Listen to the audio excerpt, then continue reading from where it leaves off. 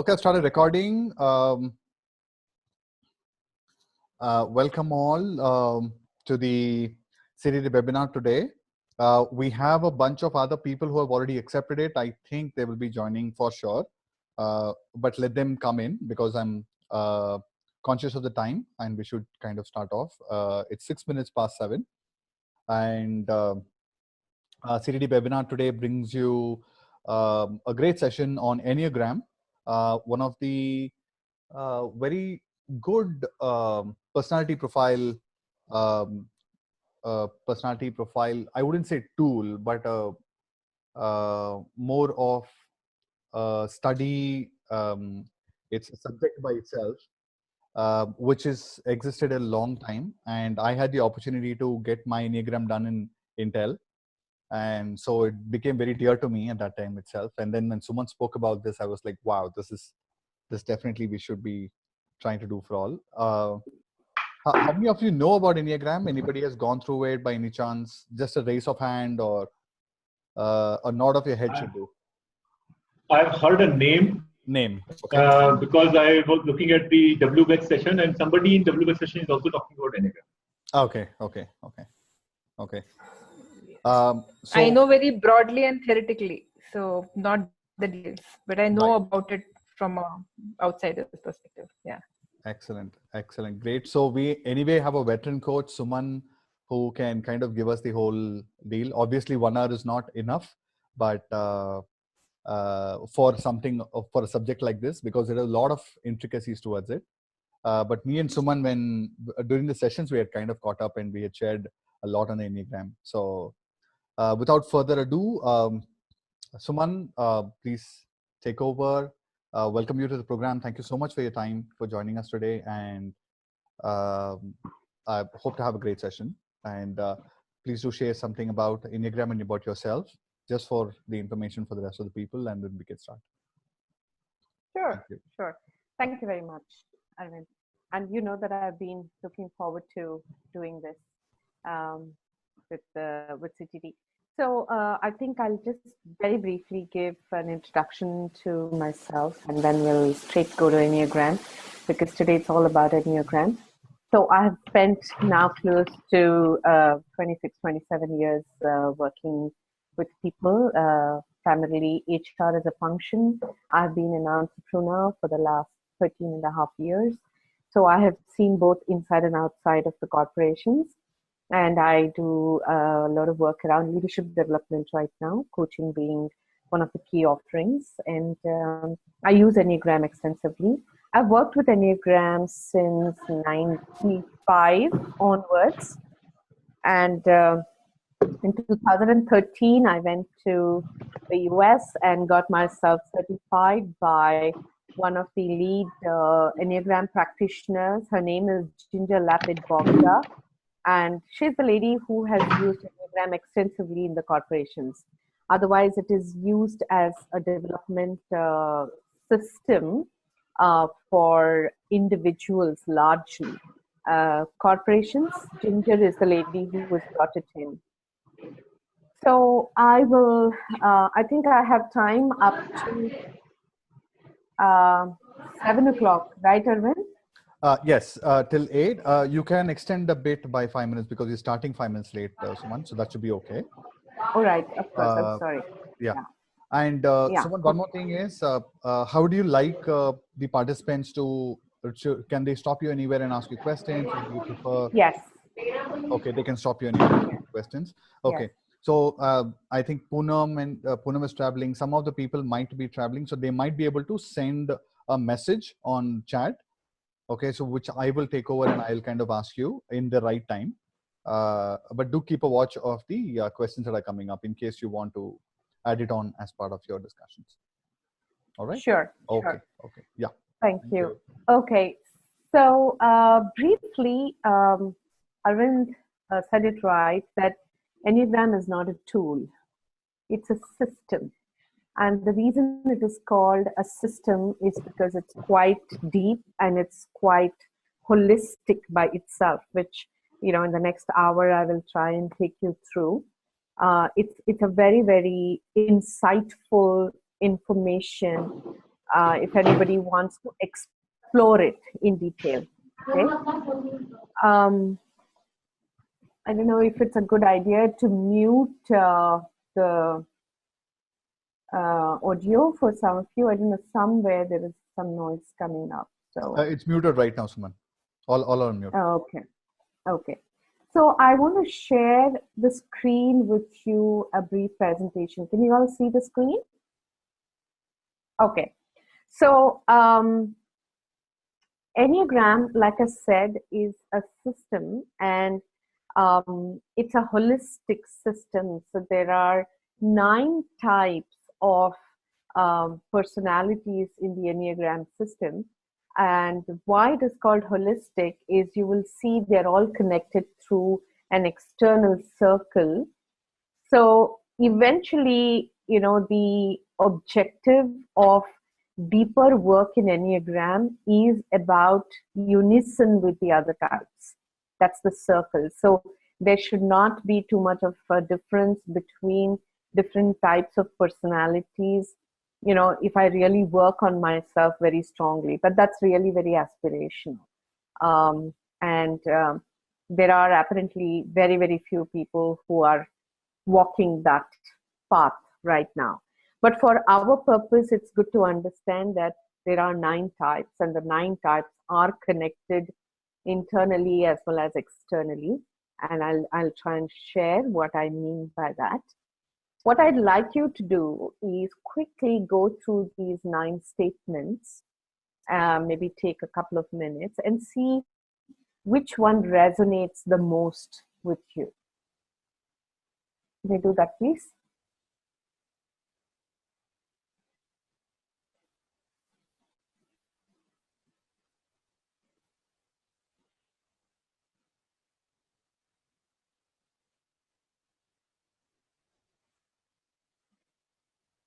Arvind, do you think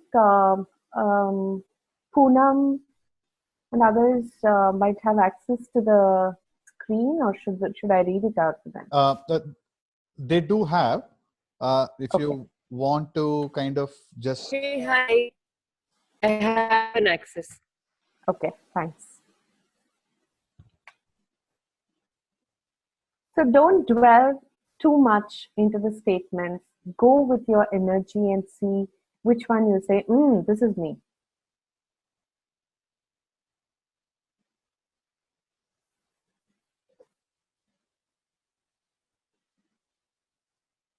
Okay. So would you want to put it on a chat for me, what you got for yourself? Should I say it out? Sure. Who's this? Aparna. Aparna, yeah. Hi. Sorry. Tell me, Aparna. Hi. So I am 2, 3, 4, 6, 7, 8, 9. Awesome.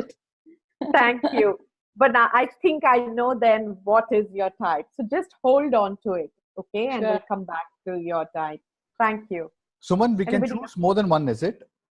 No, I wanted one, but I know why Aparna is choosing more. Okay. So what about you, Arvind?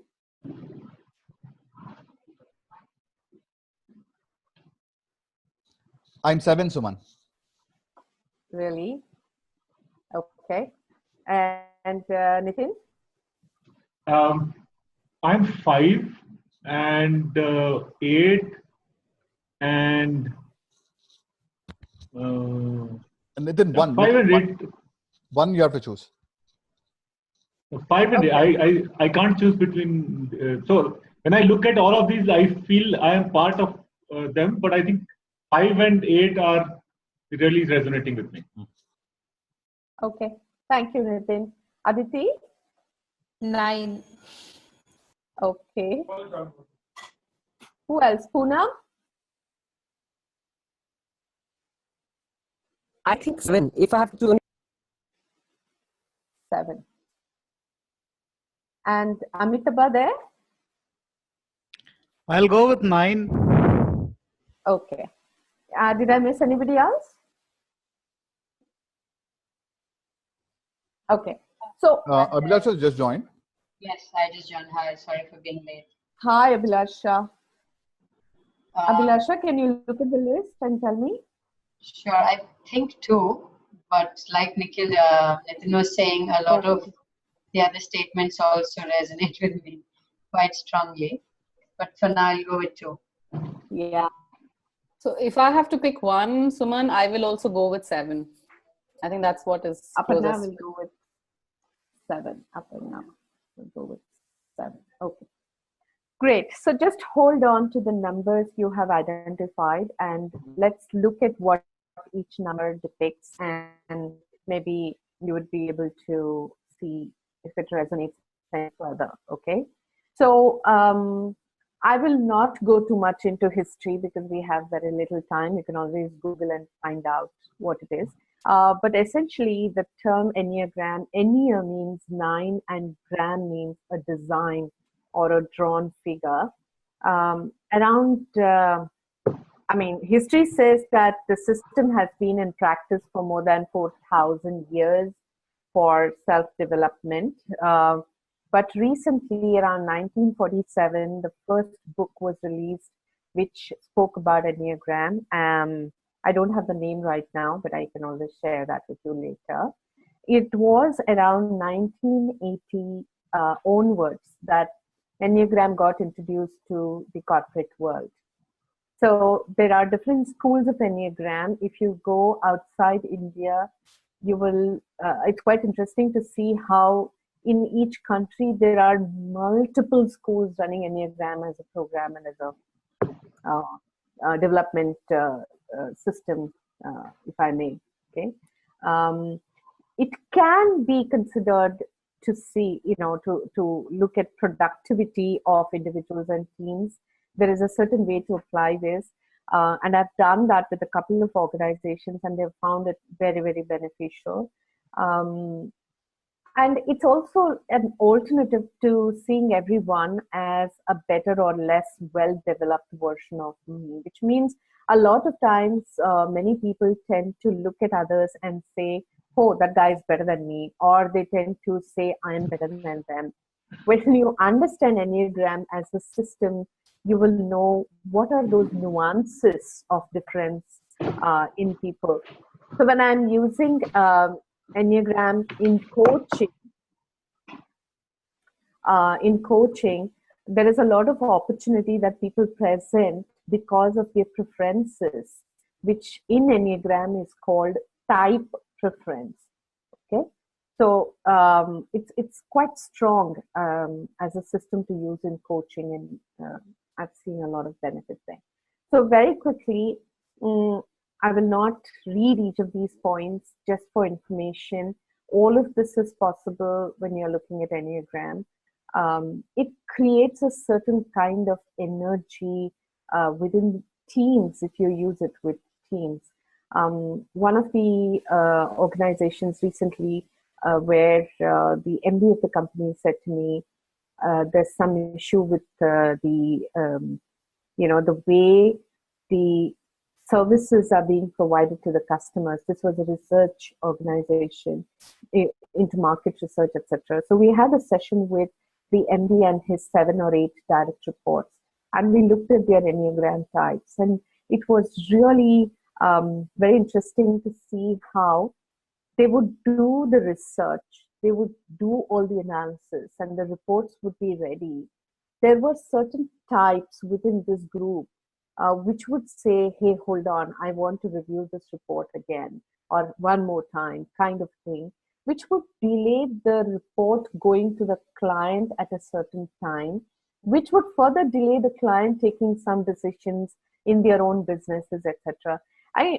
When they realized that it was such a simple thing, but it was impacting business, and they actually owned up some of these preferences, and then they spoke about how they can support each other, because you will see the 9 types sitting on the circle. Each type is connected to the other either through an arrow or something else. So if you really want to work on the team dynamics in an organization, it's a very powerful tool.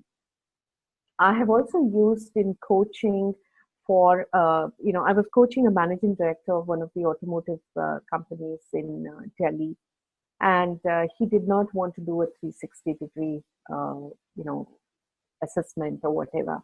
So he said, I want something which is more forward looking, which will not sort of go back and see what I have done, but I want to see what are the possibilities going ahead. So as part of the coaching conversation, he volunteered to go and speak to his direct reports. There were 5 of them, and figure out what their types are. And then he organized for a meeting for me with his team. And they were able to talk about what are their type preferences. And most importantly, they were able to talk about what do they need from this managing director for all of them to be successful, which was again coming from the type preferences. So it's quite amazing to see how we all sit in this system and how beautifully we can work with each other. I'm skipping this. I'll send you the PPT. So, okay, this is very important information if you when you study Enneagram as a system. So one is the 9 types, but also within Enneagram, there are development levels. Okay, what I mean by that is, for example, let's say if I'm all type 9, there will still be some differences in the way Aditi is perceived and I am perceived, right, from people around. Now that difference happens because Aditi may be at a higher performance level on type 9, okay, which means she would have done a lot of work on herself. She would have reflected, introspected. She would have spent a lot of time doing self-development, etc. So she would be at the high performance level. And on the same type 9, I could be at the low performance level, the acute or chronic stress levels, okay? Which means I could be demonstrating very crude behaviors of the same type 9. So, which is why Enneagram practitioners say, please don't look at somebody's behavior and say, this is your type. Because even within the type, people could be at different development levels. So when we are coaching somebody, you know, one of the things that I have worked with is once I get to know the type, I also try and have conversations around where they could be on their development level, you know, which will also help both the coachee and me to estimate some kind of timelines about how much work we need to do in the coaching space, okay? So like I mentioned, the types and the development levels are both 9, but they're different, you know, from each other, okay? All of us have expressions of all types within us, which is why some of you said I'm this and that as well, okay? But essentially, we are only one type. And apparently, we are born that type and we die that type. There is some bit of literature which also says the type gets formed in the womb of the mother, you know, when we are still in the womb of the mother, because our responses to the external world already starts happening there. The simulations in the outside world already start impacting us. And that is where our type gets formed. So our type is the response to the external stimulus, okay? And that just gets reinforced as we grow up. And apparently, you know, by the time we reach our age of 7, the type is solidly formed for all of us, okay? Obviously, I don't need to say this, but no type is better than any other type. Every type has natural, you know, talents and all of that. And there is nothing like no 2 types naturally get along better or worse. So it's a great system to work on individually as well as in teams, okay? What each type talks about is it talks about filters, which is how do we see the external world? What is our language pattern? So the language, I'm not talking about the just the communication language. It's also about how do I present my belief? How do I present my opinions? And, you know, so certain types are very emphatic when they're presenting their beliefs. Like, for example, there's the type 8. Type 8s are very direct. Type 8s don't mince words. Type 8s are many a times given feedback that they're not empathetic. Okay, their belief is, I need to say the truth all the time. And that truth is manifested or presented in a manner, in the manner of being direct. Okay, so there are these filters, there are inner motivations, and which might not necessarily get presented as an external behavior. Like, for example, there is a type 2. Abhilasha said she could be a type 2. We will see as we go ahead. A type 2 is all about serving others. It's almost like the life mission of type 2 is to serve others, is to help others. Okay, but they will never express it. They will never go overboard to tell somebody, I will help you. But their actions are all about helping other people. So because you don't see that as an external behavior, it's not necessary that the person is not a type 2. Okay. So having said this, Enneagram needs lots of conversations with whoever you're working with. It is not something that you have handed over a piece of paper and you just ask them what type you are. Of course, as a practitioner since 95, I've been working with Enneagram. There are these small indications that I get, but still I would prefer to have a conversation with people to figure out the type, which is why it works beautifully in any coaching practice, because it's all about what they say, right? So some more information about this. So I'm just moving ahead here. Sorry, this is a little more beyond. I want to now go to the types and talk a little bit about each type. Okay, type 1 is also called a perfectionist. Now, the reason why those terms are not put along with the number is because it can create a certain kind of bias if you use any words along with the type. So we will just go by the type numbers, like type 1 or type 2, etc. But each type represents a certain energy. So type 1 is the energy of perfection. Type 1s believe they have come into this world to make reforms. Okay? They are the ones who can quickly notice if something needs to be corrected or something needs to be changed. Typically, type 1s are finicky about stuff. I have kept something here, it has to be here. If I tell you, the extremes of type 1 will say, if I have told you on the Word document, the margin should be left this much, it should be that much. Okay? So their reasoning is, if you follow what I'm saying, we will make lesser mistakes. Type 1. Okay? So the strengths of a type 1 is they can really identify the change opportunity quickly.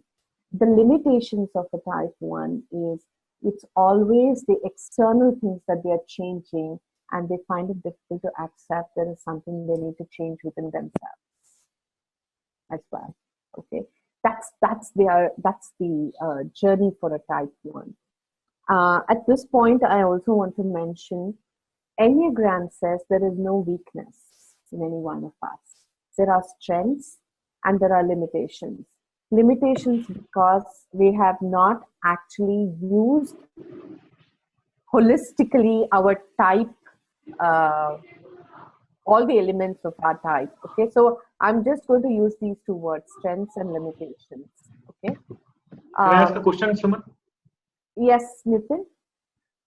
So OCD, people who are OCD, they would typically be the type 1 people, is it?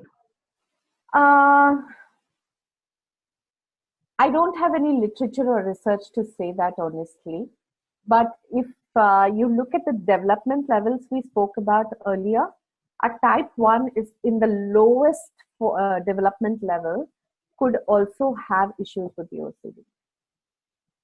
There's a possibility.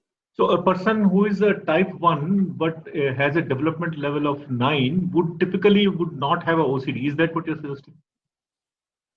I would not want to extrapolate a statement like that, but what I would encourage you to do is to maybe, and find out if there is a direct link.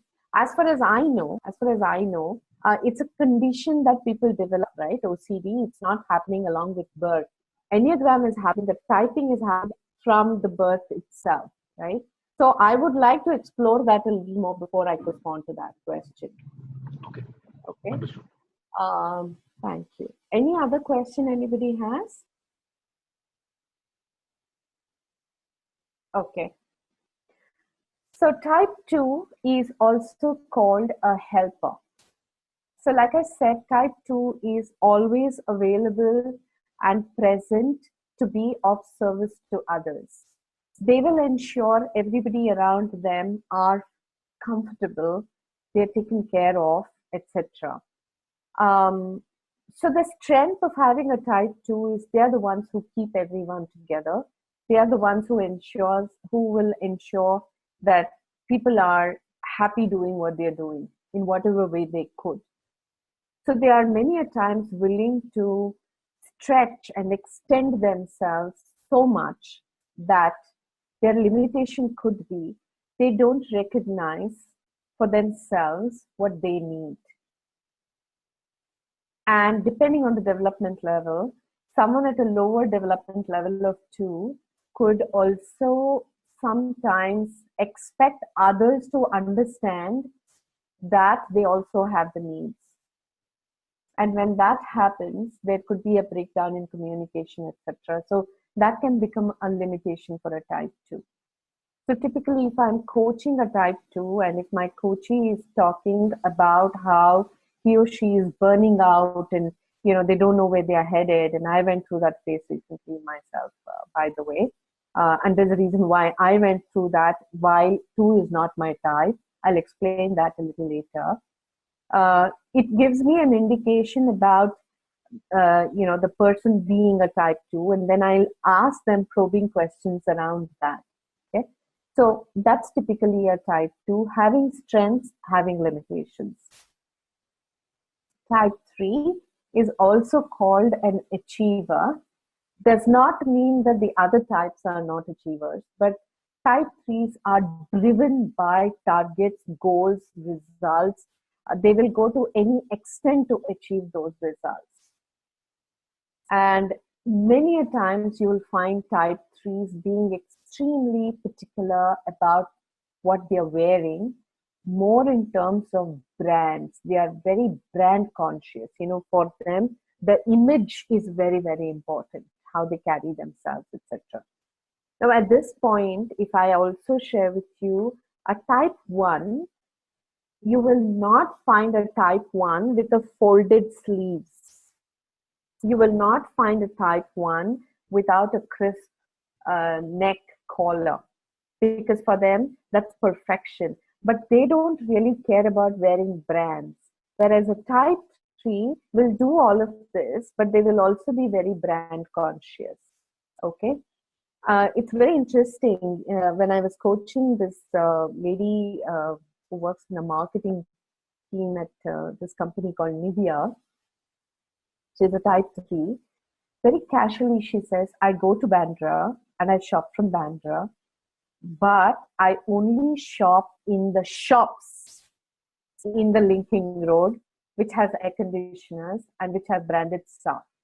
So she goes to linking road, by the way, where people go to do street shopping. Are you all with me? But she never does street shopping from linking road, because she says, well, there are no brands in street shopping. So it's important for them how they're presenting themselves, what is the image they're carrying, etc.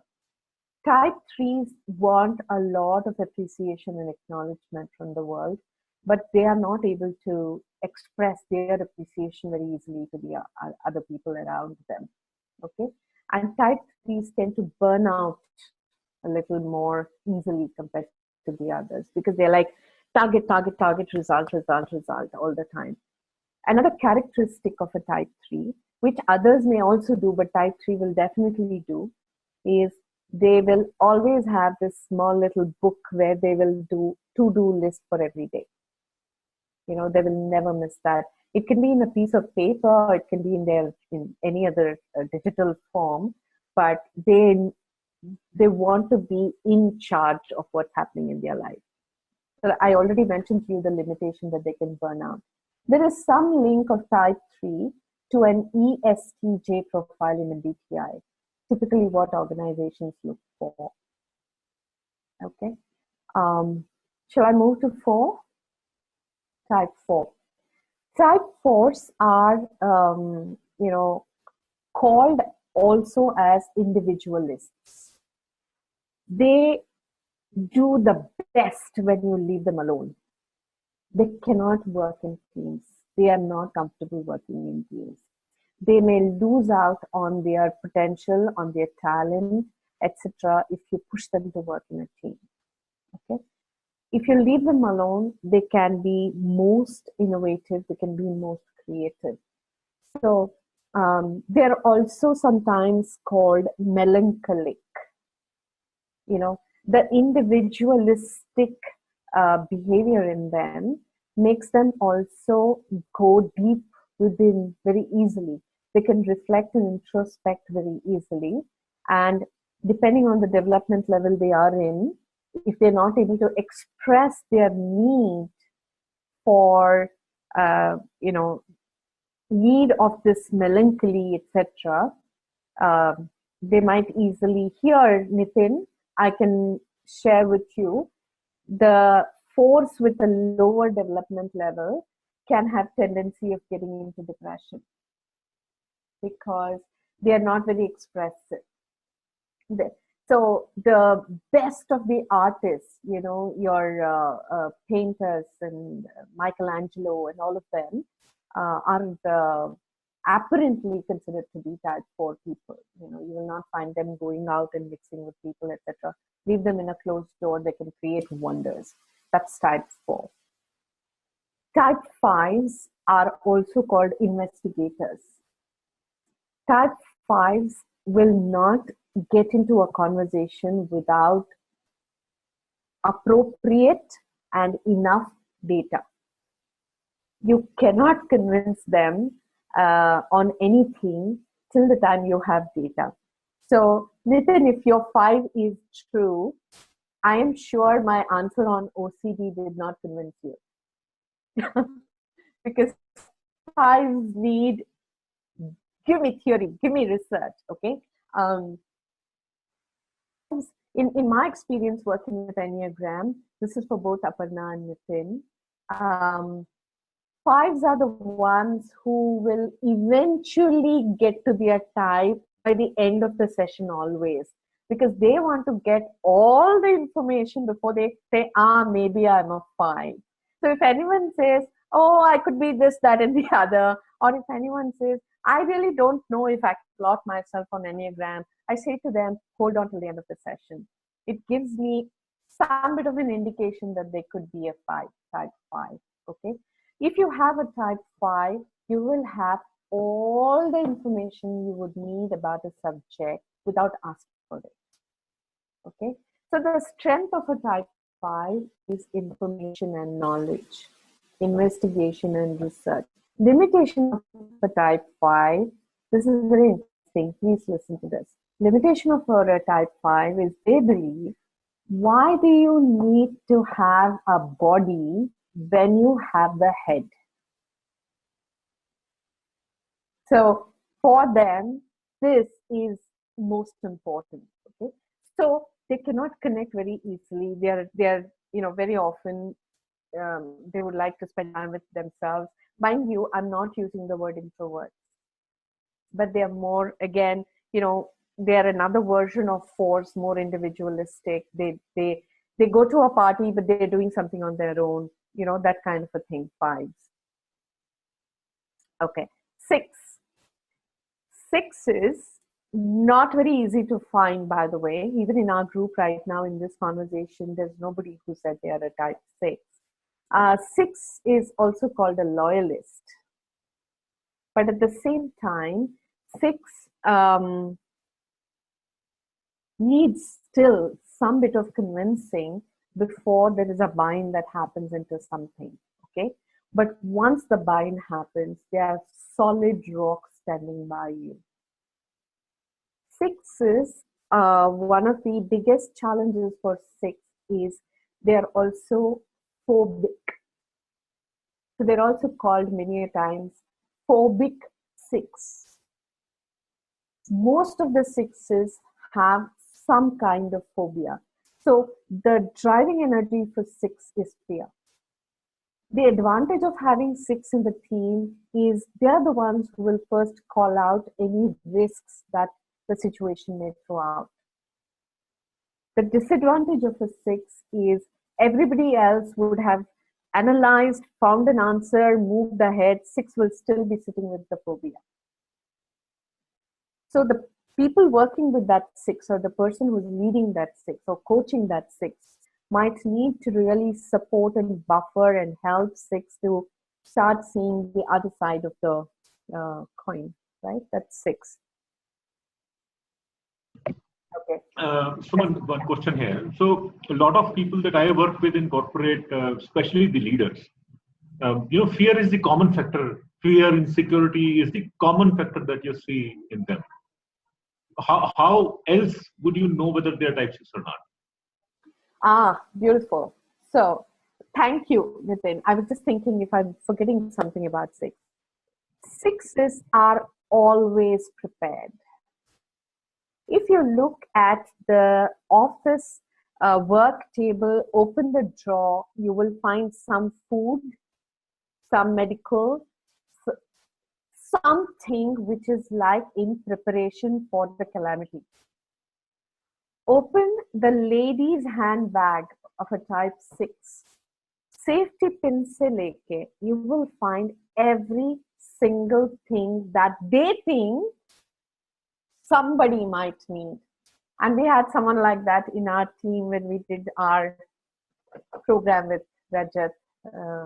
The person is not on the call, so I don't want to call out the name.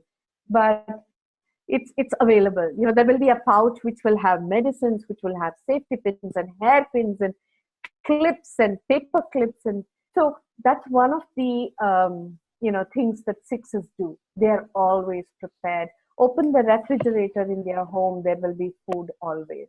Okay. 6s are the ones who would have stored letters from their past organizations for the last 20 years because you never know when you may need it. By the way. So that is also coming out of fear, is it? For 6s, yes. For 6, yes. Okay. So that's why you need to keep combining both before you sort of start asking questions around 6. So one of the things that I do is I will never ask someone, hey, are you a type 3? Or are you a high achiever? I build my question even in coaching without maybe sometimes bringing Enneagram as a title at all, and then slowly move towards establishing the type. I'll share with you some more about how to establish the type. Suman, a question here. Yeah. So from a type 6 perspective, are they preparing for themselves or for others? See, again, depending on the development levels, if they are on a higher level of development, it will be for others. Achha. But if it is at the lower level of development, it will be for themselves. Okay, thank you. Yeah. Okay. Right. Type 7. Type 7s are called adventurers. And interestingly, in India, I have worked with many hundreds of managers and leaders with Enneagram. There is a tendency to believe that I'm a type 7 when they're not. Because even the statement that you read, it brings in a certain element of joy. Sevens are about adventure. Sevens are about, don't talk about problems, yeah. Life is beautiful. You go to them and say, hey, I have a problem. They'll say, forget it, yeah, ignore it. Let's just move ahead. And they are all about party. They're all about creating possibilities. So many a times they say 7 is equal to possibilities. 7 is equal to options. You give them a problem, they'll say, we can do this, we can do this, we can do this, we can do this. That's a strength. Limitation is, but what should I really do? I don't know. So the limitation is they're not able to close on many of the options that they create. The research firm I shared with you as an example initially, the MD and his team, there were, I think out of 8 people, there were 5 of them who were type 7. So they did the research, they analyzed and they created reports, but these 5 people in the team said, hey, wait, I want to have another look at it. Or they said, hey, wait, there could be 2 other ways of presenting this report, and the report delayed. Okay? Yeah. So would that also be a tendency of type 1 where they would just want to be perfect and not make any mistakes and all of that, right? Great question. Great question. Depending on what the type 1 has decided as the outcome of that work or that task. If the type 1 has decided the task to be completion of the report, for them the perfection will be completion of the report. Right? So it's about what kind of goal they have set for themselves. But 7s get lost. Yeah. So as a corporate leader, I've always, so when you were describing type 1, I was kind of associating myself with that. Because when you send a report, you would want to make sure that client is getting the right data. You make sure that you want to review it first before it goes to client, so that there is no errors in the report. So completion schedule is one part of the whole entity, but accuracy of the data is equally important. Yeah. Right. So sure. So I'm not sure if type 1 will also behave the same way when you were explaining it. So if you look at the development levels of type 1, so a type 1 with a lower level of development may delay the process. But a type 1 with a higher level of development will not delay the process if the outcome they have set out for, I'm repeating myself, the outcome they have set out for is to give accurate, complete report. They will ensure it will go on time. That is type correct. 7, yeah, type 7s may delay it. Because type 7 is about Mauj Masti Aram Bindas. Okay. I'm not saying they're not complete. Yeah, I'm not saying type 7s they don't complete the task. They will do it. They're typically, if you look at MBTI, they are the P's. Between the J and P, type 7 is the P, who is like, kar lenge na yaar, why are you taking that kind of pressure? Which can create pressure for a 1. And you see there is an arrow connecting 1 and 7. And we'll talk about that. Okay? So that's type 7. Strengths of type 7, they are very highly risk oriented. They will want to do all the activities that they come to know of. Bungee jumping bhi karna hai, swimming bhi karna hai, because for them it's adventure. Limitation for type 7, like I said, is they can keep on trying many things, but they're not able to follow a certain kind of discipline and stuff like that. 7. 8. Type 8s are also called rebels. They're also called leaders, because type 8s are like, they take the bull by horn. And for them, truth is so important that they can be very directive a lot of times. They are always fighting for justice. And in that process, they can easily hurt people. They can get into conflict with people very easily and all of that. But they're also risk takers. And there are 2 types in Enneagram, 3 and 8, who are comparatively having a higher level of result orientation compared to all the other types. For them, meaning it's very important for them to achieve that result. Okay. The limitation for a type 8, like I said, they may come across as lacking empathy. They don't have too many friends, and they can't relax very easily. And yours truthfully speaking with you right now, type 8. Type 9 is also called a peacemaker. Type 9, you will see, is sitting on top of all the types. It's like the center position type 9 has. Amitabha says he's a type 9. So peacemakers are the ones who prefer not to get into conflict with anybody. They avoid conflicts a lot of times, which, depending again on the development level, they may really not talk about some important critical matters as well, because they don't want to get into conflict. So the advantage of having a peacemaker is, of course, the person ensures that everything is going peacefully. The disadvantage is that they are not able to call out a lot of times some important matters, many a times even for themselves. So type 9s are many a times associated with a mermaid. Okay, a mermaid who the top half of the body is supposed to be beautiful, dancer kind of thing, but underneath the fish is very restless, if you have seen.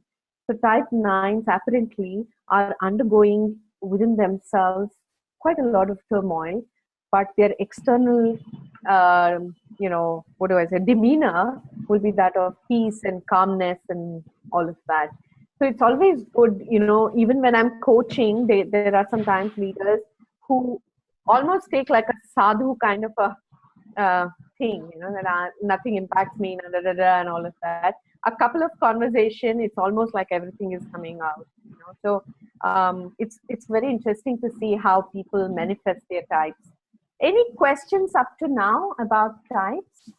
Yeah. So, sir, Yes, would type 9 also be people who avoid taking risk, do not make decisions? If they think it will create conflict, they will not make decisions and they will not take risks. For them, the life driving thing is avoid conflict. So I don't know how it's going to plan out. Even though I don't know whether it is going to create a conflict or not, but I don't have enough data to make decisions, or the fear of unknown, right? Are these people also having a tendency to a fear of unknown? Yes, they do. Yes, they do. Okay. But hold on to your question, because what I'm going to share next is going to answer this question as well. Okay. Can I move ahead, please? Okay. So you will see. Yeah. Sorry.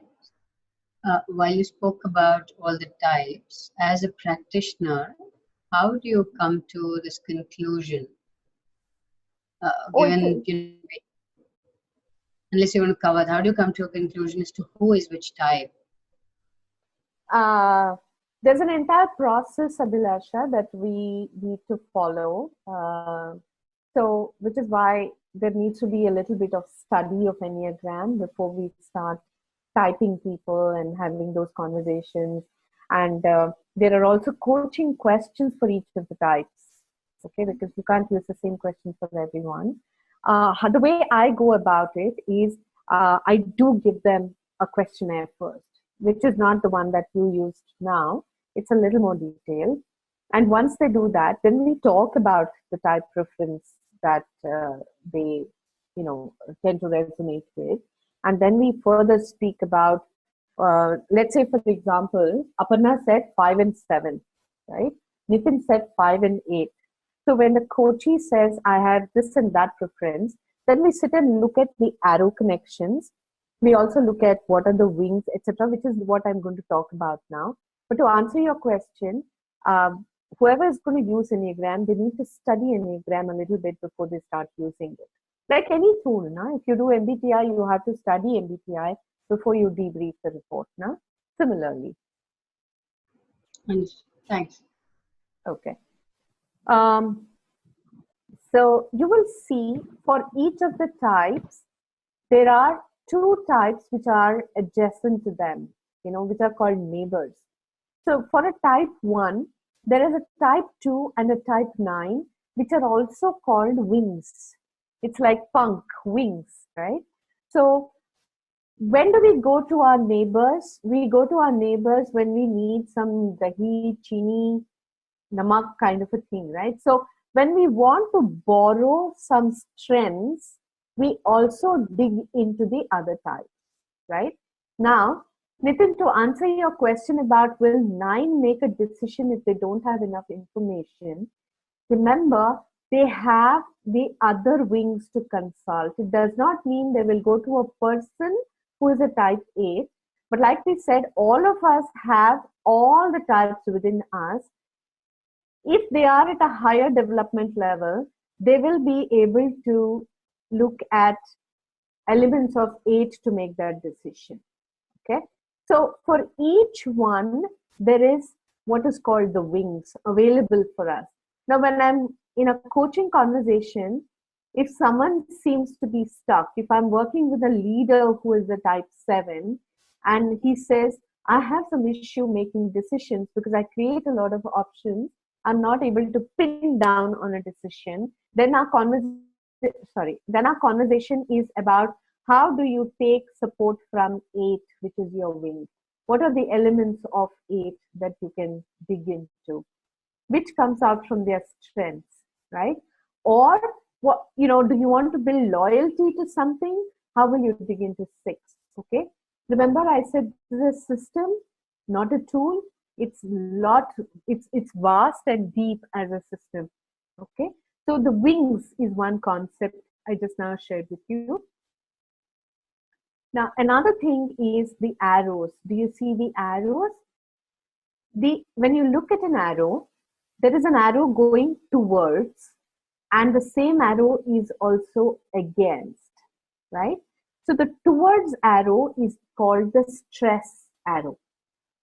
So let's say, for example, I am a type 8. For me, when I am under stress, I move to 2, which means if I really go around helping people too much, there is something that is bothering me because of which I am helping others. So let's say someone around me is not performing as I want them to. The style I will tend to deal with that is I will go sit with them and many a times do the job for them. That's the way I will respond. So under stress, I will become very helpful to people. It doesn't harm the others, but I know within myself, remember, as an 8, my limitation is lack of empathy. And now I'm pushing myself as a type 2 to help people. So internally, I'm going against my grain, which can cause a lot of stress in me. Are you able to relate to what I'm saying? Yeah. Whereas the against arrow for me is 5. Do you see this? This one. Now, what that means is when I'm extremely relaxed, I can be the best discoverer. I can be the best explorer. I can be the best researcher. And I can work with information, knowledge, and all of that superbly when I'm relaxed. If I have to create a report for my client, I can definitely not work on it if I'm feeling this way. So for many of you, it may seem like, but Suman, isn't that common sense that you should be relaxed when you're working on a report? But for a type 8, that is particularly so, because I won't be able to work with any data if I'm under stress as a type 8. So this is how you look at your own arrows. I want to pause here for a minute and ask you once again, now that I have explained to you a little bit about each of the types, would you want to reflect and check your own types? I have written down your types, so I can ask each one of you. Maybe we can start with Aparna. Aparna, what do you think? Which one do you resonate with? Actually, as you were explaining, Suman, I could relate to everything. I was really confused because I never said 5 actually. The numbers I picked were 2, 3, 4, 6, 7, 8, 9 earlier. But if no, there I was put a 5. But there was one thing that I was picked, I thought 7, but as you said 7, the characteristics, I'm not party all the time, so yeah, sure. I have this situation sometimes with my coaches. They seem to be saying, oh, I'm everything, which is when I start asking questions of them to get to something close. So like, for example, I'm taking this as an illustration. Suppose you said you are 2, 4, 6 and something else. It's okay. You mentioned some of those, right? Now I want to introduce to you the third element of the Enneagram system, which is all of us have 3 centers. We belong to 3 centers. These are called 3 centers of intelligence. Okay? 2, 3, and 4 is called the feeling center. What happens here is we actually, from 2 to 4, our sense of feeling starts increasing. So which is why you will find 2s are always bothered about others' feelings. 3s are somewhere in the center. They want appreciation, but they cannot appreciate others. 4s are all about how they feel, which is melancholy and all of that, right? Similarly, we move to 5, 6, 7, which is the thinking, as an intelligence center. Now, if you will see 5s, there is very severe need for intelligence, knowledge, thinking, etc. And 6s are wanting some bit of information to be convinced. 7s really don't care about information too much. 7s are easily, how do I say, they can be convinced easily by giving a few options. Now, interestingly, you will see here, we have gone from here to here in terms of feeling. And here, we are going from stronger to lesser. So that's why when, I think someone asked me, Abhilasha asked me, how do you type people? We can't just say 2, 3, 4 hai, so progressively 5, 6, 7 thinking mein jayega. It's not like that. Okay? So it's necessary for us to study that. And instinctive 8, 9, 1 are also called body types, where 8, 9, 1 depend on their gut feel a lot. Okay, and here you will see it goes like this. 8 depends on the gut the most sometimes, compared to these two.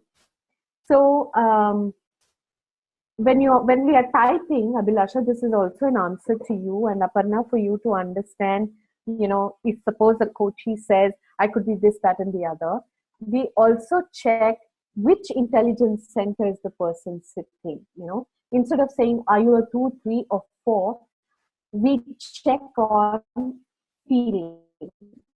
How do you express your feeling? What do you do with your emotions? How do you manage your expression of emotions, etc.? Okay. It may seem a little complex here, but the questions that we have for each type in the coaching sphere actually makes it simple for having these conversations. And in my experience, always in the second session is when I pick up Enneagram. First session goes in many other things, right?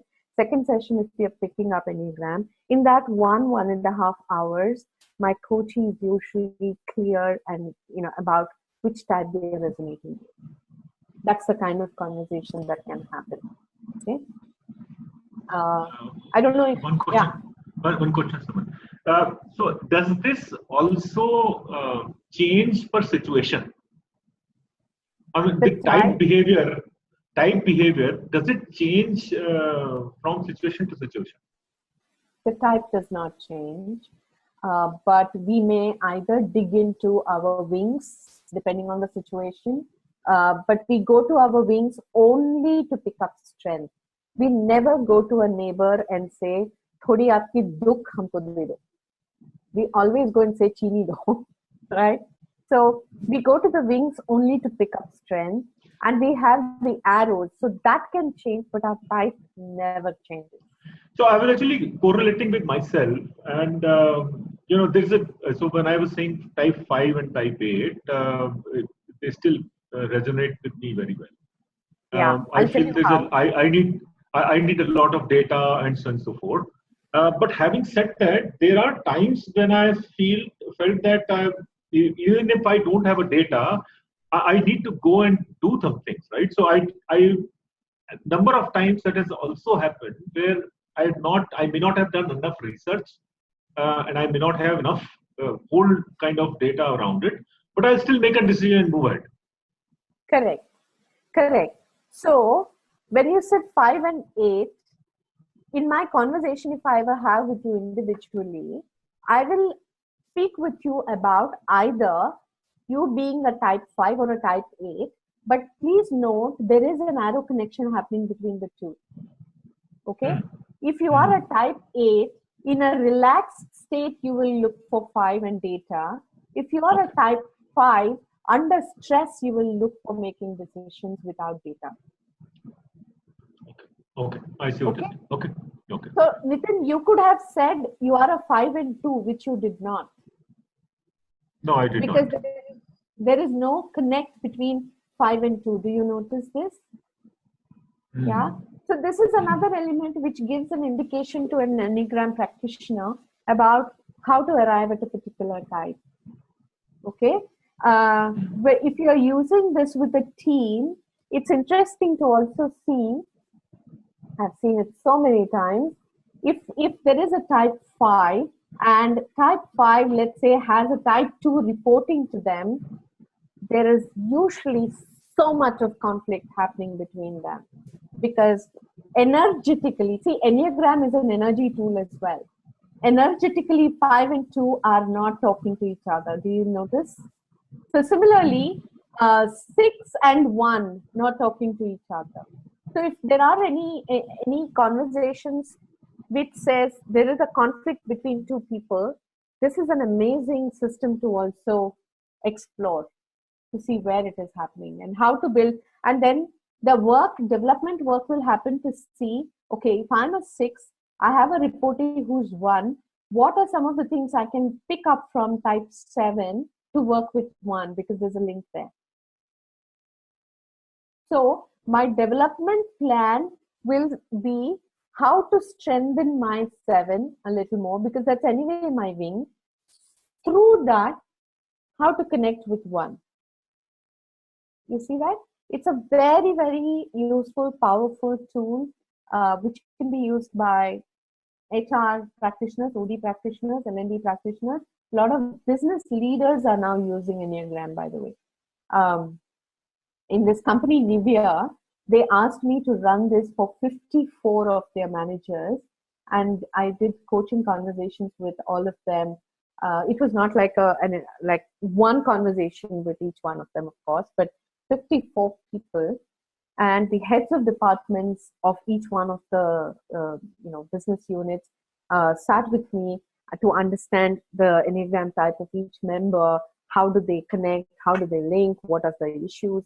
I mean, it's beautiful as a tool, and in India it's not yet used so much. So, Arvind, I'm mindful of the time. What would you suggest? We are at 8:05, 5:06 right now. Where are we with the presentation, Suman? As in according to see, the basics I have shared with you. Okay. I've shared with all of this, right? So this can just be read and understood, actually. If there's any question, I'll be happy to take, because at the basic level, let me summarize this once, okay, at this point, and see if we can do anything more. So Enneagram, as I'm moving the arrow, you're able to see the arrow, right? Mm-hmm. Yes. Okay. Yes. Enneagram is a holistic system, and it brings unity amongst each type, irrespective of the type that we are. We will have traits of all the types, because it's a universal energy system.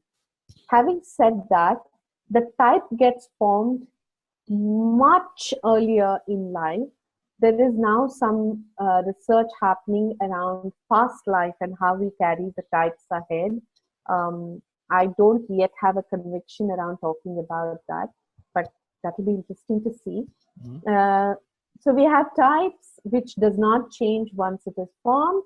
What changes or what we can change is start using our wings, which are available for us, understand what happens to us under stress. So the arrow going towards that type is our stress type. The arrow going against is the type which is our relaxation type. What else? So yeah, I'm happy to take any other question if you have. Okay, so Suman, I have two questions. Let Arvind complete, then I'll ask. Yeah. Okay. From a time perspective, it's kind of. I mean, people who are having questions can definitely stay back. However, from an overall information perspective, specifically on Enneagram, you guys want to reach out to Suman, you can send her an email and you can kind of connect with her. But if you have questions right now, Suman, I think you'll be okay for another 5-10 minutes to be around.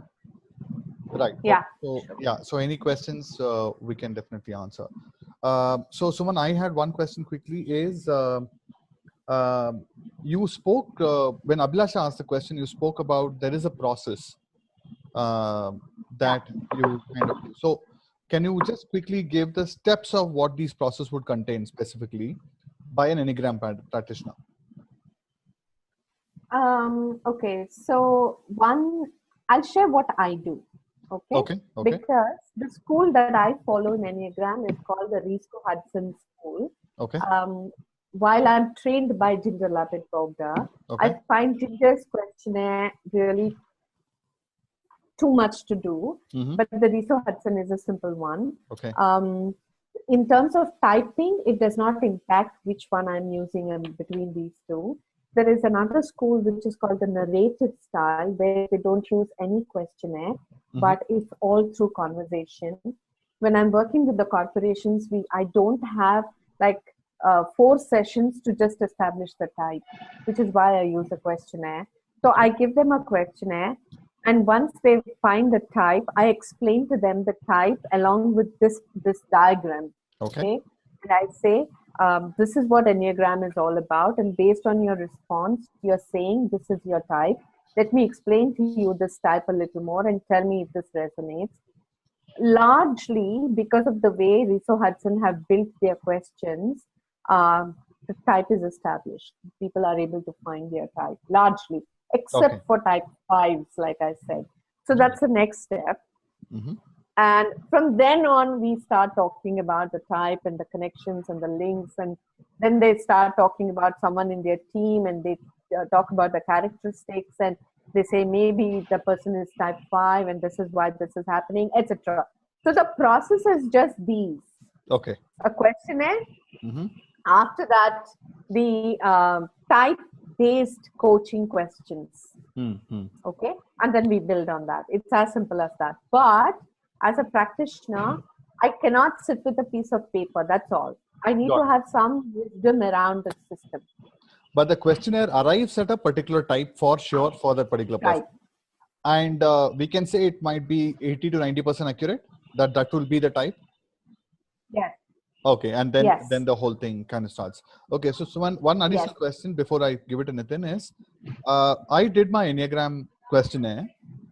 And what came out was number 2. Okay.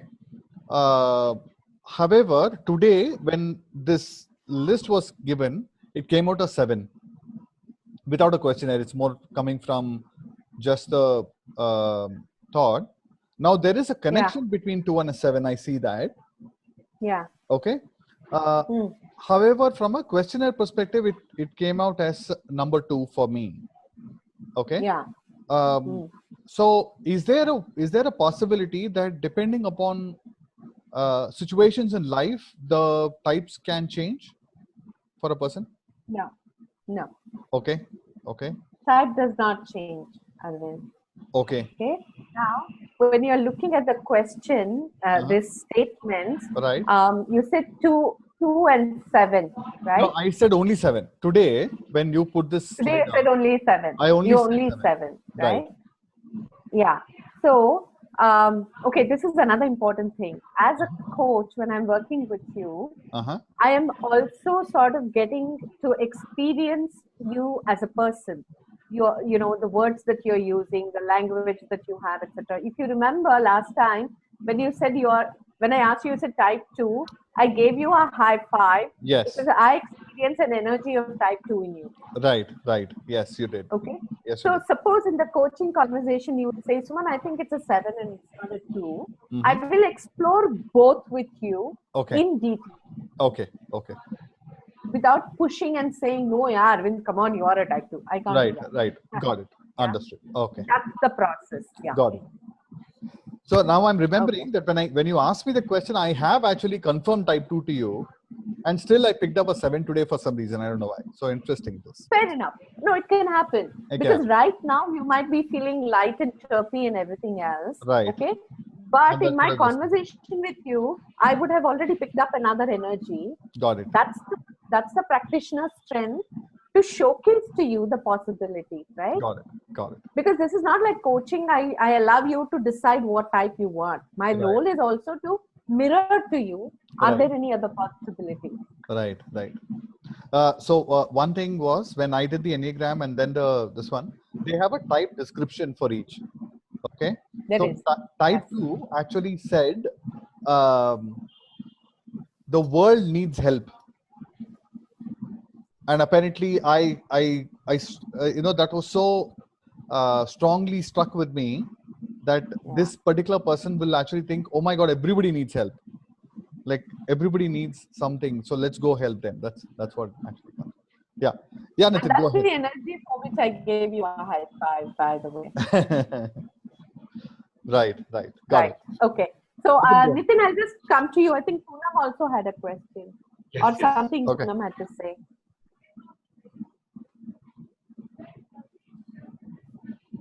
Poonam can't hear you. Now? Yeah. Yes. Okay, great. Yes. I was saying thanks. This has been an interesting session.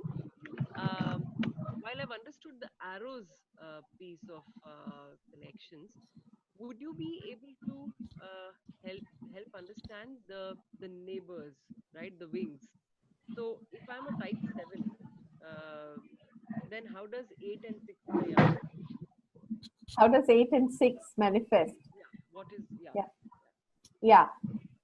So Poonam, if I were in an individual conversation with you, I would explore 8 with you. Okay. Knowing your energy, I mean, because we have spent some time together. So as a coach, I would explore that also with you. Okay. But I'll just go by 7 since you're saying. So how you use that is you look at your situations and see what are some of the limitations that are manifesting of type 7 for you. Let's say, Suman, I know what I have to do, but I'm not able to do it. I have the options, but I'm not able to nail it. Okay? Somebody needs to mute the audio, please. I don't know who. Yeah, thanks, Nitin. So Poonam, you look at your limitations and see which of these 2 energies do I need now? What is the energy of 8? The strength of 8. The strength of 8 is nailing it. Do I need to pick that up? So if you are in a conversation with a coach or you have learned the Enneagram system yourself, you look at what are the characteristics of a type 8, which are the strengths, which I can make part of my development plan. Which is that one characteristic I'll pick up from type 8, which I will practice for myself so that I can make faster decisions. So it's not about the quality of decisions, by the way. It's about how quickly you're able to make that decision. Okay. Now, that could be for decision making. Let's say, for example, 7s are very happy taking risks. Like that's why they're also called adventurous. Okay. Sometimes at a lower development level, at times type 7 can harm themselves because of this wanting to take risk. Okay. Which is where they have to pick up from 6. 6 is totally risk averse, which is also why they're called phobic. Okay. What element of 6 do I need to pick up to balance between my risk taking and being mindful about the risks I'm taking? That's how you use both your wings. It's interesting. Okay. Have I answered your question? Yeah, you have. In fact, it's interesting that you mentioned that you would have explored between 7 and 8, because when I was trying to answer the question in the first place, I was debating between 7 and 8. And I'm not really sure if I'm a 7 right now. I just use that as an example just to understand the relationship with the wings, but I think I do want to explore this a little. But interesting. Thank you so much. Okay. Yes, Nitin? Can you go back to that circle, please? And it might be a weird question, but since it has come to me, I'm going to ask that. So when I see this circle, I see that almost in every. So when I see the space, right, there is a huge space, empty space in between, right, where the Enneagram is written, and down below between 4 and 5.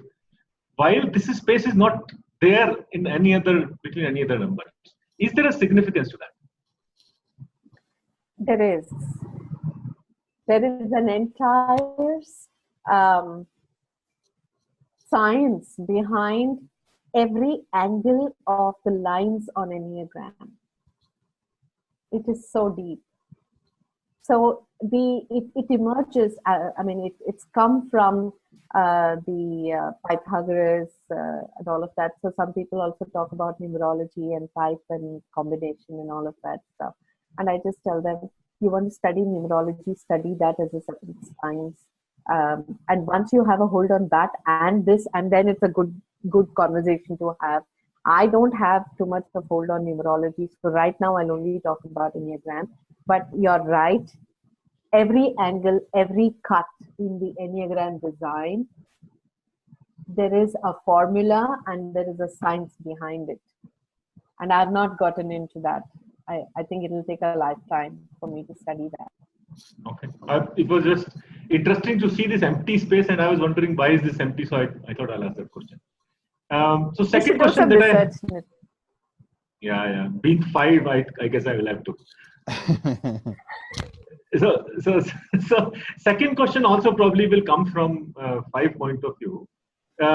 Is there a correlation between Enneagram and Belbin team roles? On what? Belbin team. On Belbin team roles. Belbin team roles. See, Enneagram has come from, like I said, 4,000 years old in existence. So a lot of thoughts and ideologies could have come either from the Enneagram as a base or numerology as a base, whichever is the oldest. Everything that if you will look at today, developmental, even your MBTI combination, 16PF combinations. So if I may take just 2 minutes, I was doing some work with State Bank of India with all their GMs and all of that. And I said, I will give you a free session on Enneagram. It was in between some leadership work. So all of them came and sat, 40 people in the room, okay, all seniors. And when I shared Enneagram, Nitin, in that group, there were 3 or 4 people who were type 5, and they said, we don't believe in this. This is not making sense. I said, great. What tool are you comfortable with? They said, FireB. I said, get the FireB test questionnaire. All of them took FireB. Okay. I said, don't tell me your FireB scores. Basis your Enneagram type, I will tell you where you sit on FireB in terms of high, medium, low. On those elements. Okay. And when I did that, of course, my credibility shot up in that bank and all of that. But essentially what I'm trying to say is there will be a link to all of this because they're all eventually helping us in self-development. Okay. Yeah. Understood. Okay. Great. Guys, I'm conscious of time. 8:20. I think I'll allow one question more, if there is anything. Anybody else? Or I will close with a question myself. Suman, a quick question is: can we say that the entire population on Earth is now divided between these 9 types? We spoke about this, I think, Arvind. I remember this question somehow. Yes. Yeah, apparently, yes. Okay. So, the narrative school of Enneagram, I'm not getting the name of the lady who runs it. They are today claiming that. And there's a lot of debate happening around this thing. But they're saying that, yes, everyone sits on some type. Excellent. Thank you, Suman. Thank you so much for your time. Really, really, really appreciate it. Thank you. And very nice thank session. you all. Very nice. Thank you all for coming in. Yes. Thank you, Suman. I have to go back and find out what my type is, because this is, I may be 5, because now it's like given a kida in my head and I'm like, what? Who the hell am I? I don't know who I am. So self-coaching. So SQ started for Aparna right now. Who am I? Totally. All right, okay, guys. thank you very much. Thank you. Thank you so much. Take care. Thank you so much.